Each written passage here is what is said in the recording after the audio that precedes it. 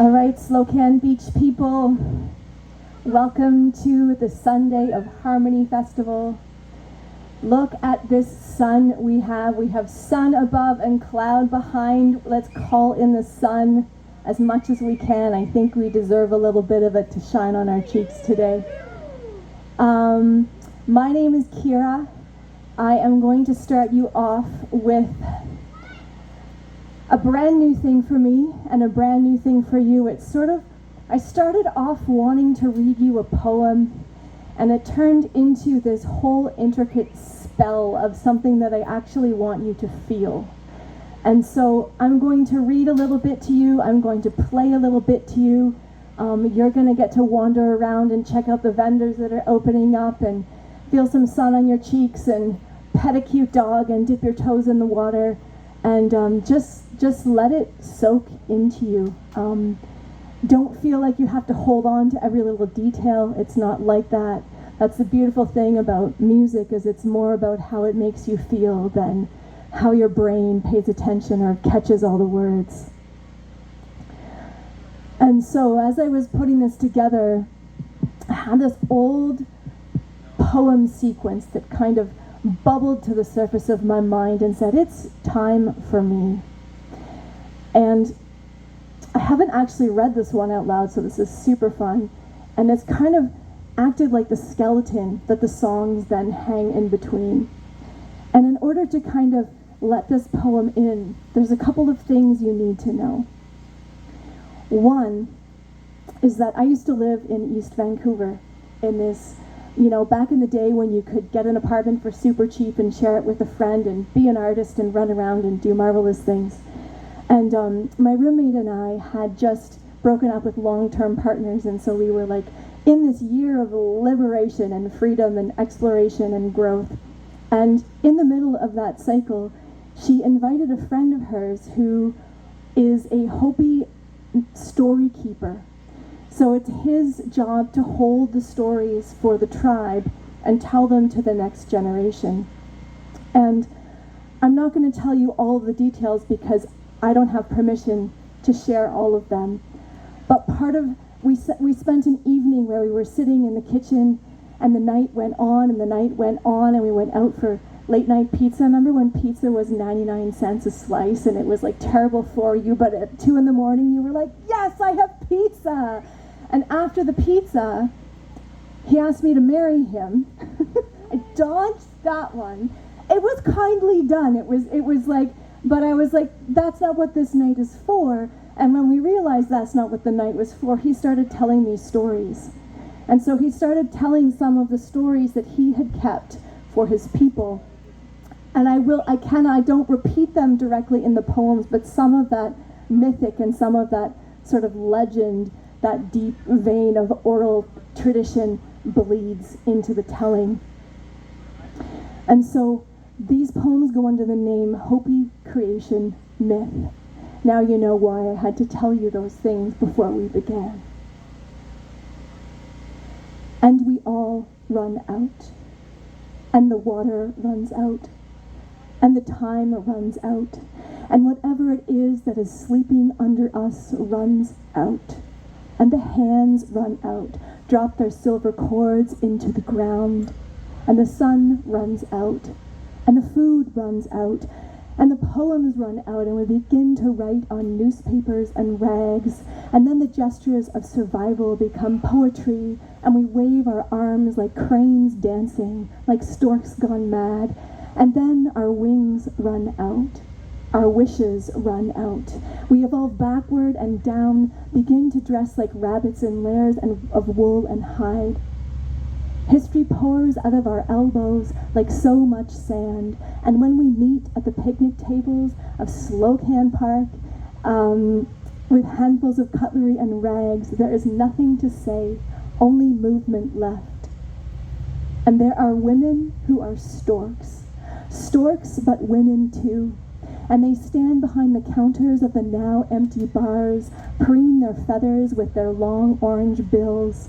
And when they open their mouths to speak, corn falls out. Their hands have atrophied into wings, so they cannot hold on, they can only fly. Moments rushing past the windows of the car like boxcars, trains that could be jumped and ridden into yet another dream. Later, when their skeletons are found, farmers put the bones through grain mills, turn them back into the land, and more corn grows, and dead men push it out of the ground with their hands.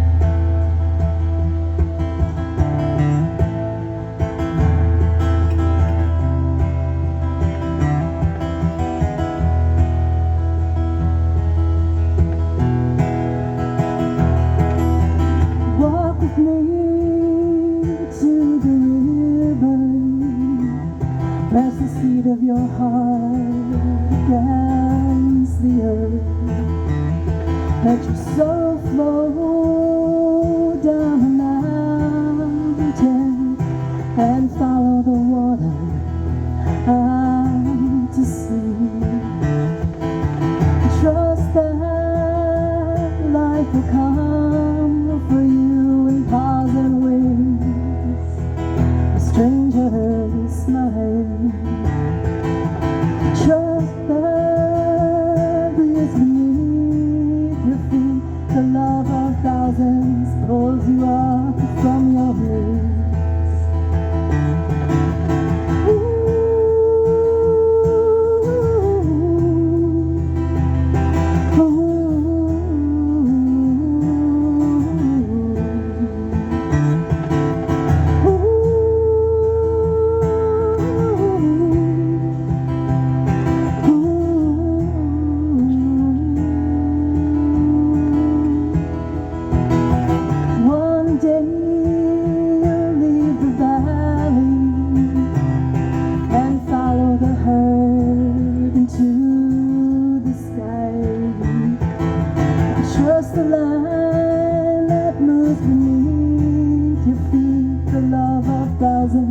Pulls you up from your knees. Out of the water come eyes and horns and bones and blood, and a knowing not your own. Walk down your feet and follow, both forward and back, directions home.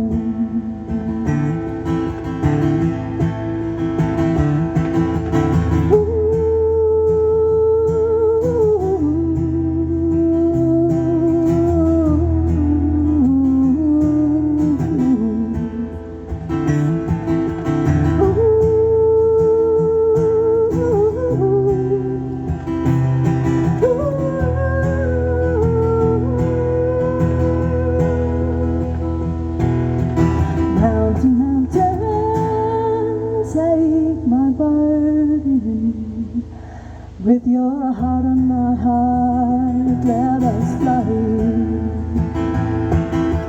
Mountain, mountain, take my burden, with your heart on my heart.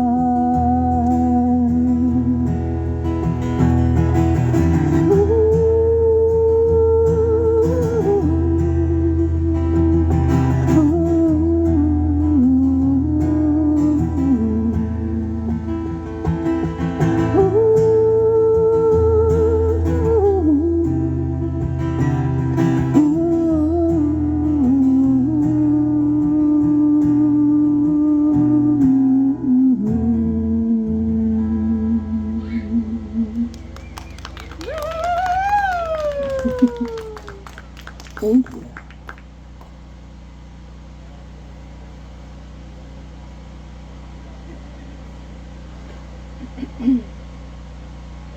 And I think sometimes that all poems, or maybe all songs, are really about love. Love that is there, or love that is missing, or love that has dissolved. And so, of course, into this wild fever dream crept a little bit of commentary about disillusion and coming apart, and the fracturing and the breaking of islands one thought always would be together. And Michael Ondaatje asks the question, this place into which we've dissolved, does it taste of us? She does not smoke anymore, does not need to think of the blonde woman he is rolling with, scraping the edge of a driver's license against a table she spent 3 days refinishing in the rain outside their first apartment, her hands touching its surface as if it were a part of his body that he lost when he was 18, something that by careful attention she could make whole, a fragile confidence, a beauty he would not own. Decay puts these boxes down on the counter. There is no flesh on her hands, just bare bones that move away from themselves without the muscles and tendons to bind them. A cigarette flying out of the window of a too-fast car. There are bangles on her not-there wrists, and they twinkle in the empty room until only the gesture remains, the hold, carry, the setting down. "Come, child," she says, and her voice is soft, echoes the tinkle of bangles as her hand moves to touch an invisible cheek. You are waiting for the rains to end, waiting for this fortune to come up from underwater. Give me your hand. This emptiness is the place where we begin.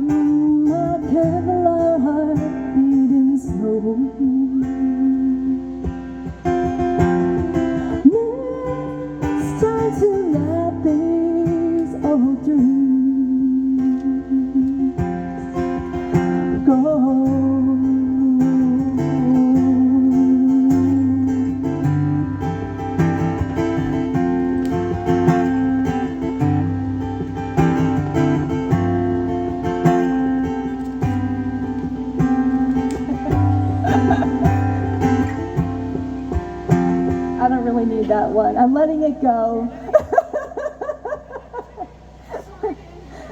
That's great, thank you. But I do need these ones, so okay. Where was I? My soul's made from pine and firefly fields, wishbone, shooting star, and gravel holes.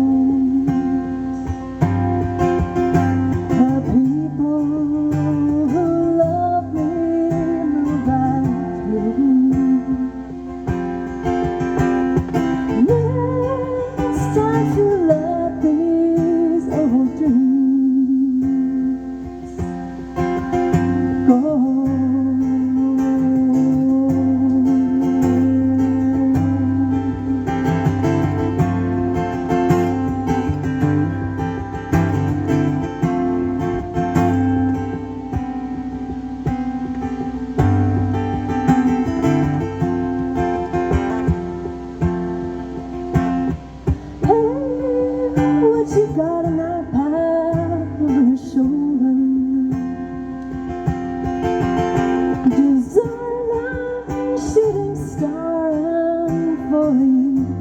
over.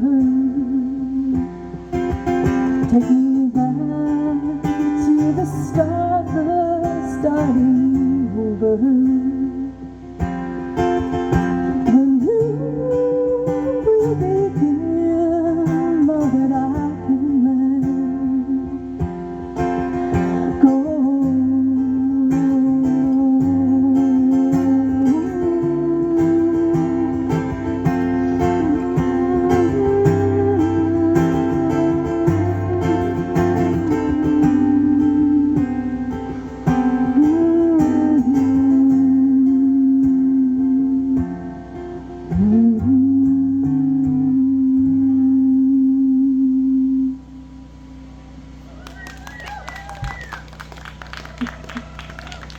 Thank you. And so obviously there's this crossover between poetry and songwriting, and it's been really interesting to kind of take this scaffold and let the songs come forth that want to hang in the gaps. And some of them are from the same time period, some of them are from like 15 years later, and it's just, it's funny, it's a really interesting way to look at the patterns or maybe the dreaming of your own life and be like, wow, like I'm still circling the same tower, and not as a criticism, but as just an observation. And maybe that's so much of what artistic practice reflects back to us. It's our way of seeing ourselves both in the beauty and the patterns that we find in the world. And this next section I'm going to drop you into is very much a dream. And I was thinking about dreams as I was kind of dropping into the spell of this set today. And I used to have these super deep, like prophetic, like future telling giant escapades at night while I slept, and it has been so quiet lately. It has been so quiet, and in one way I'm grateful. It's very peaceful.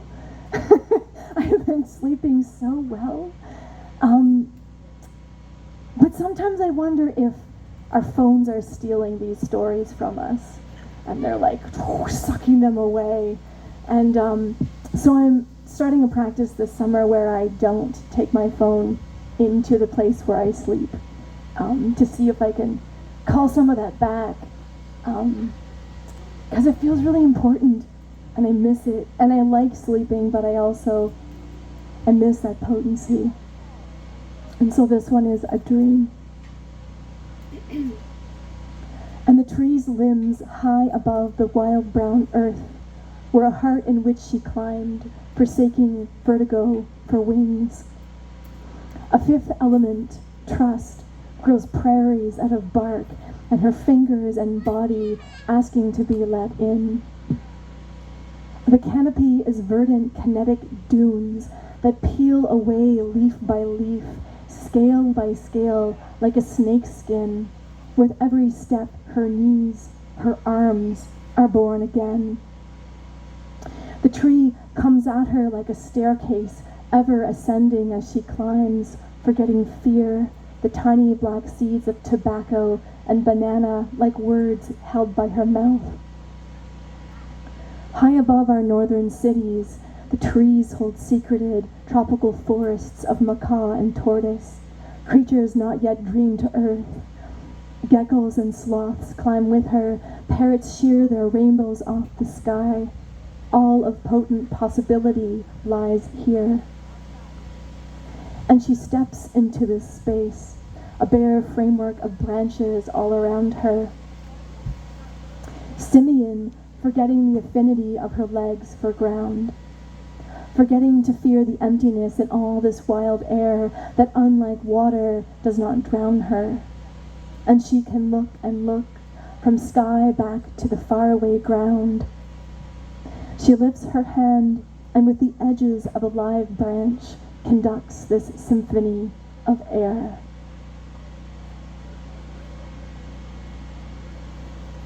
And so that was a dream of climbing a giant tree. And I think the trees remind us how to be grounded and to reach for the sky at the same time.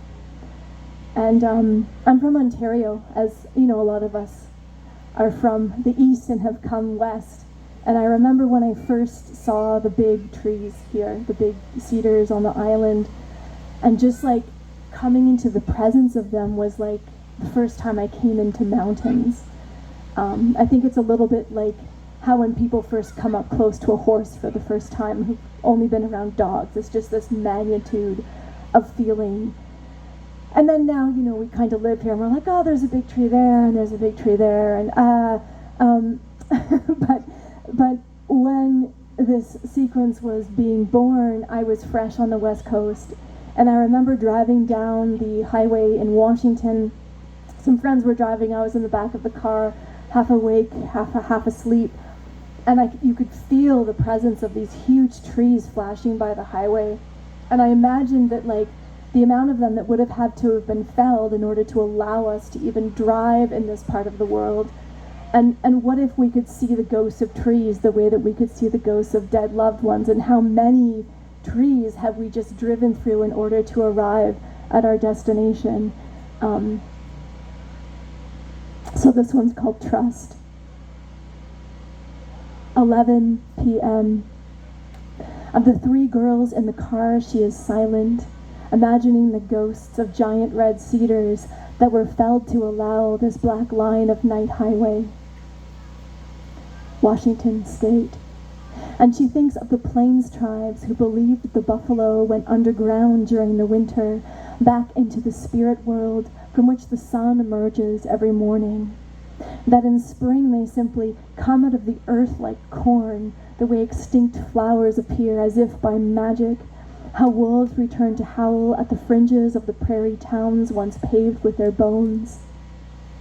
And she thinks that this memory of trees hangs like a fog over the continents, that the highways and BC clear cuts, the acres and acres of Iowa corn, still hold a morphic resonance that if we trained our eyes to see it, would be trees dancing in ghost shirts, coming out of the ground in ceremonial robes. She sees them that night on the highway, or rather feels them pass through her chest and fly uprooted in the wind behind the car. DK puts a hand on the crown of her head. Again, here's grandmother DK, mother of the world, the way a mother strokes the hair of a child who cannot sleep. Pay attention to the empty spaces, she says. These bones, highways, are the place where we begin.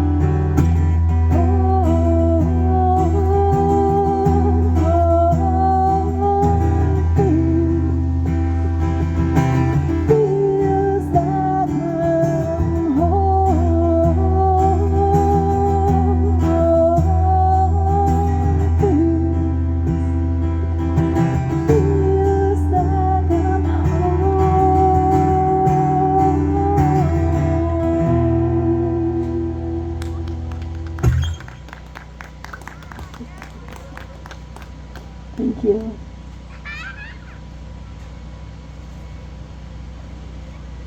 Begin. The girl looks up. The air behind her thick with birds. Crows on one last flyover before the sun sinks into the earth. Decay holds out her hand, and in her palm is a white feather. A feather and a kernel of painted Indian corn. A single silver bangle dangles from her bony wrist. Somewhere, a wine glass shatters. And there is beauty beating at the edges of this room, breathing in the walls all around us, the place where all lines intersect. Every possibility in every moment in every direction. We move like trees, our limbs flying in the wind, uprooted. The girl picks up the forked branch of Douglas fir and holds it like a diviner's rod, closes her eyes, fingers on the temples of the earth. Today her feet are white cat's paws, the hem of her dress catching on blackberry bushes. She moves to a place where a tree burned for days until it disappeared, its roots leaving caverns underground. She crawls inside and curves her body to fit the earth, moving her limbs to mimic the way the roots held the ground. She stretches her arms like surrogate limbs, east, west, north, south. I'm here. Can you feel me? Days in the sky beat overhead like a heart. And she sits in the center of this room, all the lines coming in toward her. Give me your hand. This emptiness is the place where we begin.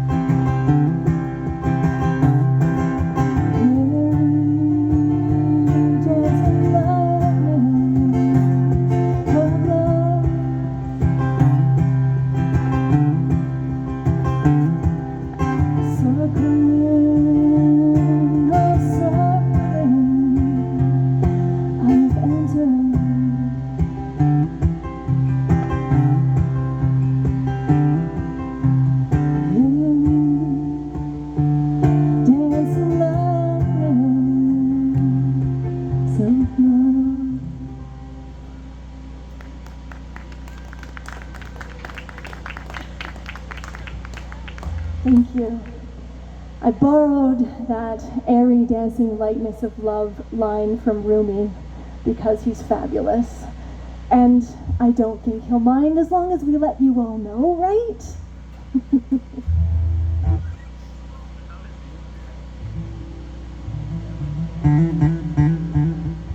I kind of forgot about this song, but it's literally the solstice song. It's called Solstice Battleground, so it's gonna just drop in right now, right here, like this. I just have to drop the D for you one sec.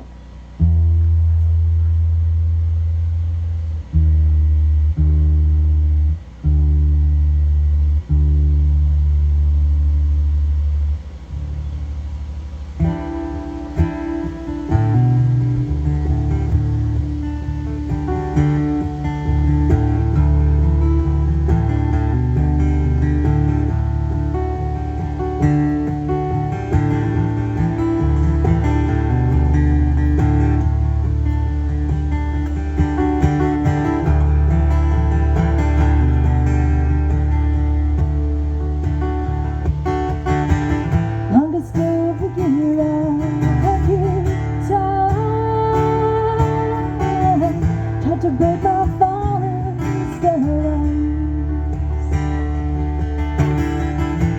love like cloud is coming down, tide's coming in from the ground.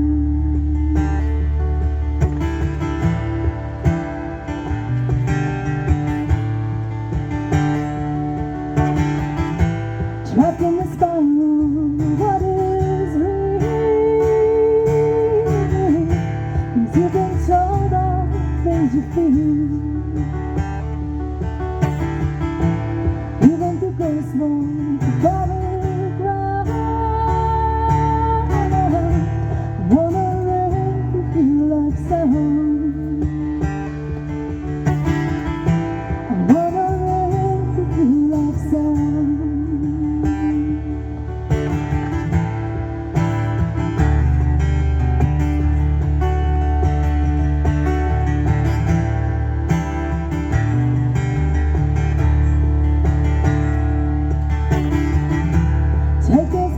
From the tree of life, one from one that knows your name. Put the seeds into my heart. I trust in time I'll understand. I trust in time I'll understand. Trust in time, I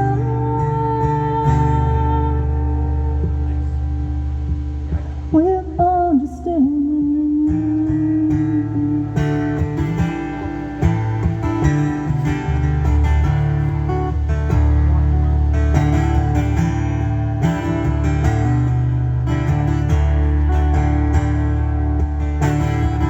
Longest day of the year, every time.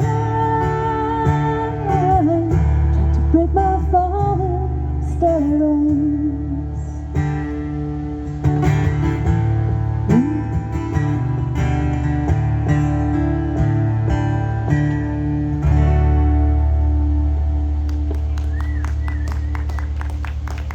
Oh, thank you, thank you. Kaylin, this is the moment I'm going to swap to banjo, please, and thank you if you can help me with that.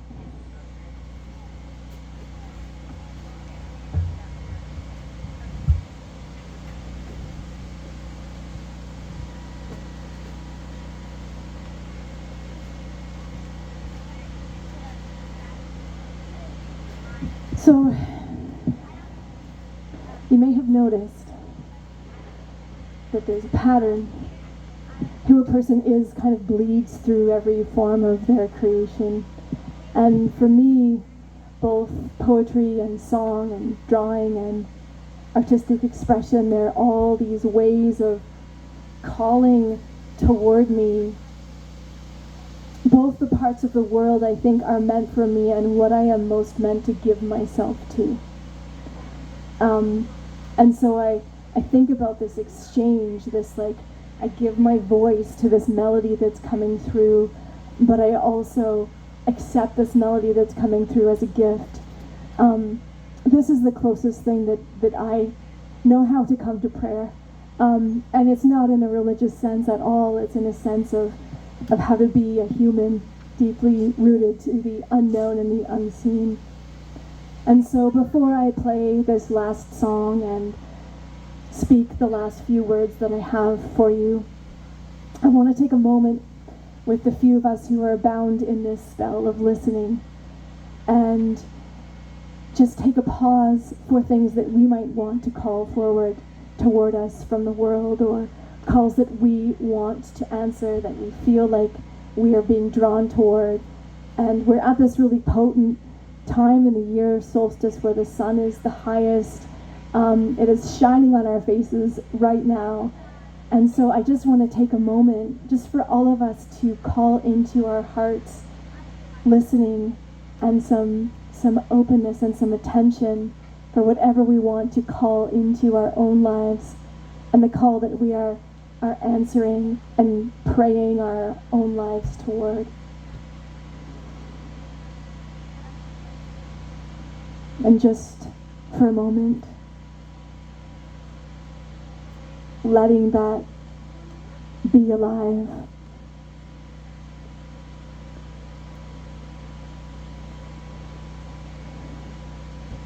And letting it kind of percolate into the space as we listen to the last of these words and notes.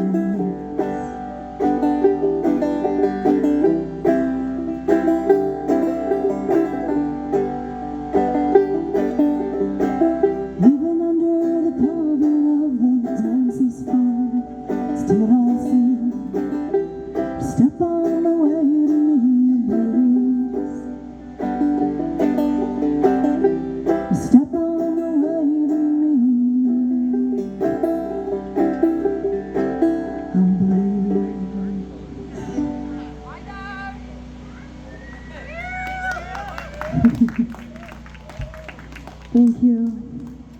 There is just one last bookend for you before I turn the stage over to the empty space and our next performer. She's coming, the future. A child made of fireflies, walking the light road out of a piece of rutilated quartz, innocent of the records held in the earth, a story only a river can move. We hear her in the weight of silence, feel the damp kiss of her forehead against the cold night window, as she longs for a mother's voice to sing her to the other side of sleep. Codes fall from her shoulders like so many autumn leaves, and when she holds out her hands, ancient ones flow from her palms the way blood moves clear from a wound. We call her the way a singing bowl calls the mantra of a prayer not yet uttered, one hand holding soil, the other ash. All the things we burn to be here. We come to her the way we'd sit 7 days of ceremony, every cell held open for the spell of something holy, the touch of wingtips on snow. We come as seeds. The only gift left is to unfurl, to move the way sound does, ringing, immortal. And this child of the future, the one we cannot know, she's a place we'll never arrive at, the urgency that pulses like sheet lightning under our skin, thinning the boundary that holds us from the world. We come to her equal parts soil and ash, fear and flying. And when we arrive, the song of the bowl is empty. We bless it with the absence of our hands, of this waiting for a prayer to come, waiting for a prayer to come. The eye of our hearts trained on the horizon, the place from which all holy music comes.